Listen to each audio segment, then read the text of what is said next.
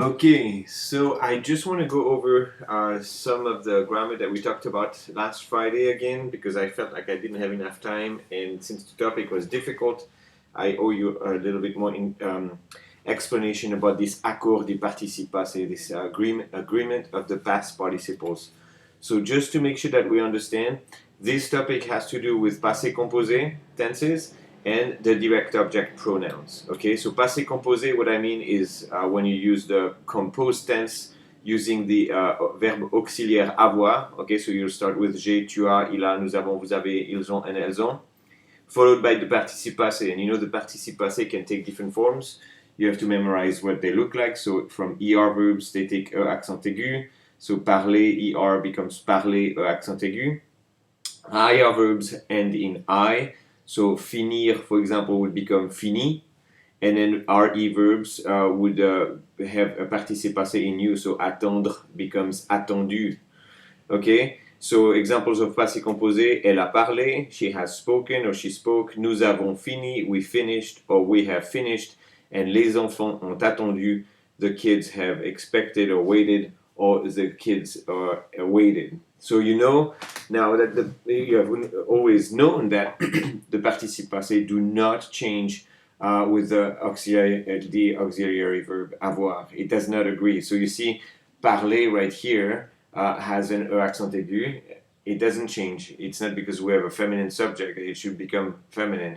Nous avons fini, same things. It's not because of a subject that's plural right here that we should have an S over here. Les enfants ont attendu, same thing. Attendu does not change. Okay, the subject does not influence the participe passé with an auxiliary verb avoir.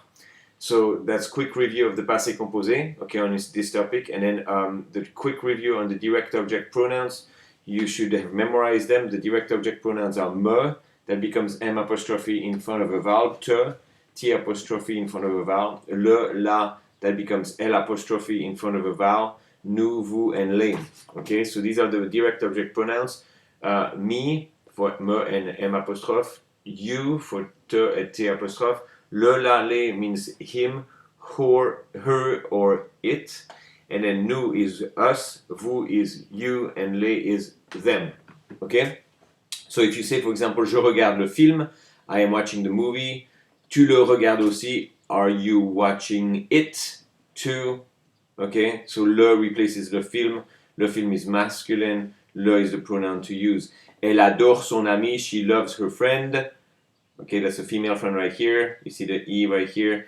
Il l'adore aussi. L apostrophe right here, that's the short form of la to say he loves her too. Okay? And then nous t'aimons beaucoup, we love you a lot. The T apostrophe right here, it's the direct object, second person. Te has become T apostrophe in front of that. Okay?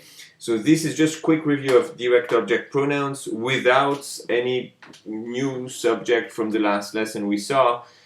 Because we are using here a present tense, right? Je regarde, j'adore, nous t'aimons. We don't have a participe passé whose agreement we have to worry about. But now let's get into the thick of it. When you use a pronoun, a direct object pronoun with a passé composé, okay, that means that you are going to have a participe passé in there. This participe passé that ends in E accent aigu, that ends in I, that ends in U, or other things that you have memorized before. This participe passé has to agree in gender, that means it has to become masculine or feminine, and in number, that means it has to become singular or plural, with the direct object pronoun. So if the direct object pronoun is masculine singular, then the participe passé has to be masculine singular. If the direct object pronoun, if the direct object pronoun is feminine plural, then the participe passé has to look feminine plural as well. So if you look right here, nous avons entendu la vache. That's an example right here where you use a sentence with passé composé. Nous avons entendu, we have heard. Okay, direct object, la vache, the cow. We have heard the cow, or we heard the cow. Now, if we were to make la vache a pronoun, okay, the pronoun is la or L apostrophe. Okay, because we're going to replace it as with it, okay, and so you're going to put that pronoun in front of avoir, and you say nous l'avons entendu. So you see the same verb right here, but the verb has to agree with the pronoun L apostrophe. Now the L apostrophe pronoun is feminine right here because I know the context tells me that it's replacing la vache, which is feminine. So nous l'avons entendu. Entendu becomes UE right here because this pronoun right here is feminine.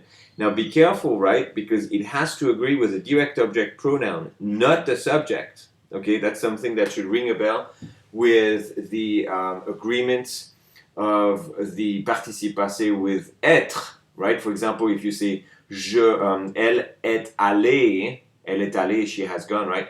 Now allée agrees with the subject, but here we don't in a different topic with the verb avoir with a direct object pronoun. So let's look at a few other examples. J'ai chanté la chanson. Tu as compris la question. Elle a mangé les légumes. Nous avons renversé les tasses. Les parents ont cherché les garçons. So j'ai chanté la chanson. I sang the song. Tu as compris la question. You understood the question. Elle a mangé les légumes. She has eaten the vegetables. Nous avons renversé les tasses. We have spilled over the cups. Les parents ont cherché les garçons. The parents have looked for the boys. Okay? So, what you notice is that we have all passé composé right here. J'ai chanté, tu as compris, elle a mangé, nous avons renversé, les parents ont cherché. These are all passé composé, okay, made up of avoir, et a, avons, on, and made up of a participe passé, chanté, compris, manger, renversé, and chercher. Alright? Now, these participes passés right here do not change at all. They all are in just the masculine singular form. And they never change regardless of the object that you have after or the subject that you have before. They don't agree. They stay always the same. Okay? That S right here is not a plural S. Okay? So that's just the way this participe passé looks in its masculine singular form. So no problem with that, right? Now, you also see that all of these sentences have a direct object. La chanson, la question, les légumes, les tasses, les garçons. These are the direct object of these sentences. Okay? Now these direct objects have a gender and a number. La chanson is feminine singular. La question is feminine singular. Les légumes, masculine plural. Les tasses is feminine plural. Les garçons is masculine plural. So when you think about what pronoun you're going to use to replace these direct objects, if you memorize your stuff right, is la or L apostrophe, la or L apostrophe, and les for the last ones that are all plural. Masculine or feminine plural does not change the pronoun. It's always les for them. Okay? So now, when you're going to replace the direct object, you're going to drop that and get rid of it and use the pronoun instead. The pronoun, remember, will go before the verb avoir, right? Before a, before a, before a, before avant, or before on. That's where you're going to place it, and then the participe passé is going to agree. So it's going to look like this. Je l'ai chanté. I have sung it, or I sang it, right? Why do I put an E right here? Because I have some context. What did I sing? The song, the feminine singular song, je l'ai chanté. And this participe passé right here agrees with the direct object pronoun that's feminine singular. Same exact thing for the next one. Tu l'as comprise, you have understood it, or you understood it. Why comprise with an E feminine? Because the L apostrophe right here replaces the question. And la question in French is singular feminine. Elle les a mangés, she ate them. What did she eat? The vegetables, the masculine plural vegetables. That's why my participe passé right here looks masculine plural. Nous les avons renversés, we spilled them over. What did we spill over? The cups, les tasses. Les tasses is feminine plural. Okay, so then your participe passé looks feminine with the E and plural with the S. And then finally, les parents les ont cherchés. Who did they look for? I forget. Les garçons, the boys. So that's replacing the boys masculine plural, S ending right here because les is masculine plural. You just put the mark of the masculine plural right here. Okay? So that's the tough part right here. The next part right here, just a few interesting examples, okay? Because if you look on the other ones, I just used the pronouns for the third person. So it or him or her and them. For this, I'm going to use a few examples using the first person pronouns or the second person pronouns. Look at these two examples at the top. Les animaux m'ont vu or les animaux m'ont vu.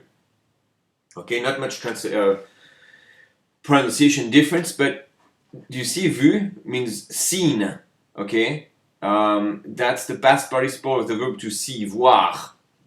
So, m'ont vu have seen me. right? Now you put vu, vu, masculine singular ending, because here somehow you know that this pronoun right here is masculine singular. So if I, as a man, says les animaux m'ont vu, I would spell it like this. But if a woman were to speak les animaux m'ont vu, right, then the person would write this like this, because that person who is speaking as a woman has to use the feminine form of the participe passé right here to agree with that feminine direct object. Okay? So that's interesting, but the context will tell us, depending on who's speaking. So female students, you know, if you have to spell this sentence, put V-U-E and you're right. Guys, if you if you're saying this sentence, writing this sentence, you have to spell it like this. Guys, if you put it in an E right here, that'd be a grammatical mistake. Okay? Il t'a choisi, he chose you. Now, who's that you? Well, if you listen to it, you can't tell. But if you read it, il t'a choisi, he chose you, you know that this you right here is a woman, okay, or is a girl, because there's an E right here, il t'a choisi. You could spell il t'a choisi with an I, and that would tell us that the guy has chosen you as another guy, right? So that's an interesting thing right here that can change. Now look at this one. Il vous a choisi. Or il vous a choisi. No change in pronunciation, right? Now that vous is the direct object, he chose you. You right here is a woman that you're talking about, that you're addressing in the polite form. Il vous a choisi. Compared to this one, il vous a choisi, he chose you. Who's that you right here? It's you guys, not anyone formal. How do I know that? Because it's an S that I put right here. So this is a little bit more, I don't know, it's not that difficult, but it requires you to think a bit harder. And this whole topic, really deserves a good amount of thinking. And I know I spoke pretty quick to keep this presentation short. So why don't you listen to it again, and then see if all the points that I make quickly on each slide make sense. And then once you just are comfortable with everything, then you should feel like you have mastered this subject. Okay? So I'm going to leave it at that and let you go to the exercises that I will post really soon.